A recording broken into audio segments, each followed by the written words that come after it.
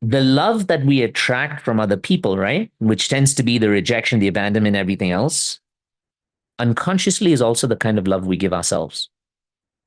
And you may think that this is not true because your ego and your mind, and your ego, by the way, is not the cocky, defensive side of you. That's only one way the ego shows up. Your ego is basically an old protective identity of you. It's the part of you that creates your old patterns. It's the part of you that creates your old, your old defense mechanisms. It's what you learn of yourself. So you can be if you're a people pleaser, that's your ego, by the way, because that's your survival program. If you're a victim, that's also your ego. If you're someone who is, like, as we say, cocky or overconfident, that's also your ego. It's how you survive in your environments. But anyway, coming back here, your ego may not let you see this, but the abandonment that other people give us is actually unconsciously the abandonment we create for ourselves. There are moments in our life, if we evaluate them, we will see, shit, I put myself in that difficult position. That's me abandoning myself. Shit, I chose that person's needs over myself. That is me unconsciously rejecting myself. Shit, when I look back, those red flags were waving in my face, but the sex was so great, I just had to continue with it. That's again me abandoning myself or invalidating my needs. The reason I'm saying this to you is because you're not here to learn how to push James, Jack, Johnson, Mary, whoever to learn to love you. You're here to be the love, to emanate it, to understand it, to radiate it within yourself, because then it is impossible for Mary, James, Jack, John, whoever else is out there not to love you.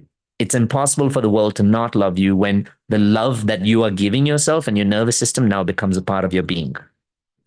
The love we attract is the love we give ourselves. That was probably my biggest realization in my own inner work journey that helped me heal, because by that formula, right, that the love we attract is the love we give ourselves.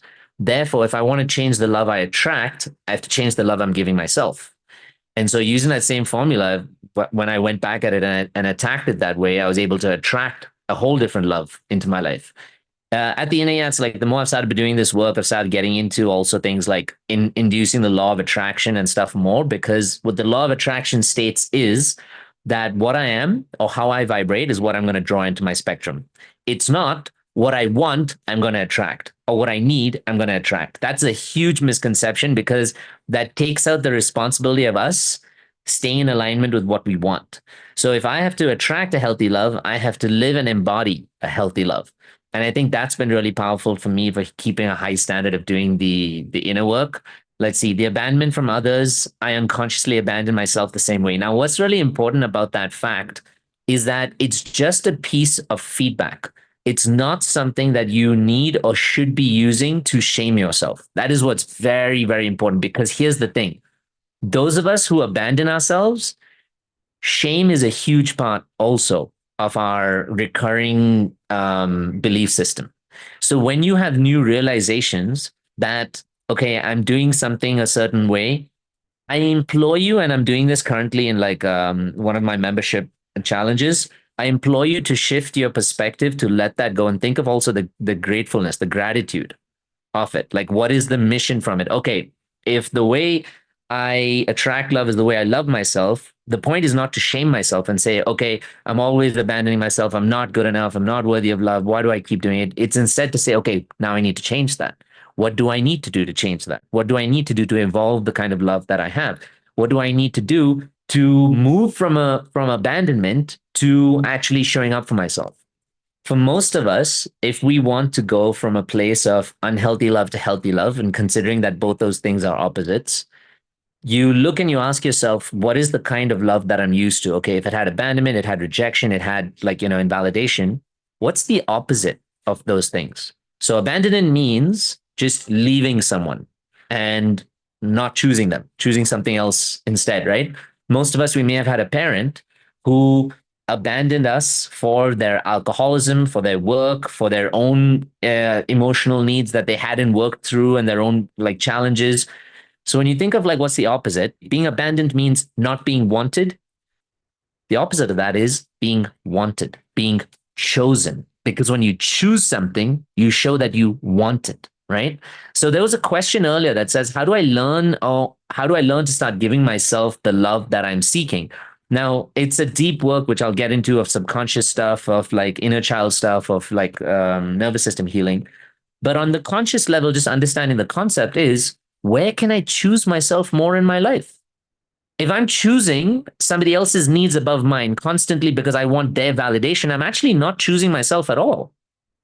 I'm abandoning myself to them for their validation, for their love. If I get into a relationship with someone who gives me the bare morsels of love, who is giving me false promises at the start, or who just gives me and says things that I want to hear, but I'm not really looking at, are they giving me the love that I need for myself? I settle for them, I choose them. I'm unconsciously not showing up and not choosing myself.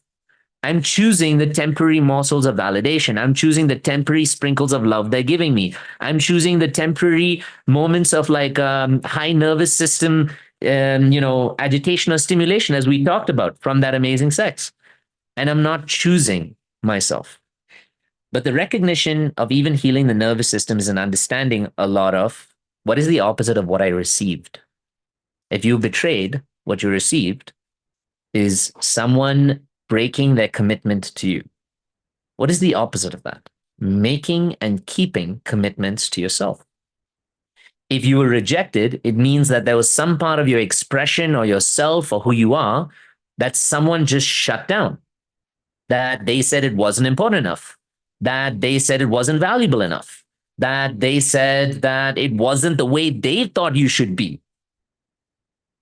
The opposite of that is accepting yourself, is seeing the parts of yourself that need the love and attention, giving it to yourself and accepting yourself, validating your needs, validating that you very much do want a loving, caring relationship.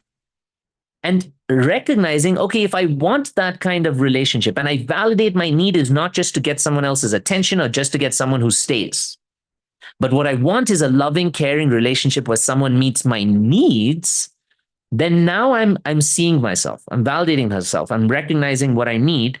Then the next question is, with all of these, right? Remember, the love we want, we have to learn to give ourselves. Where do I need to show up for my needs more?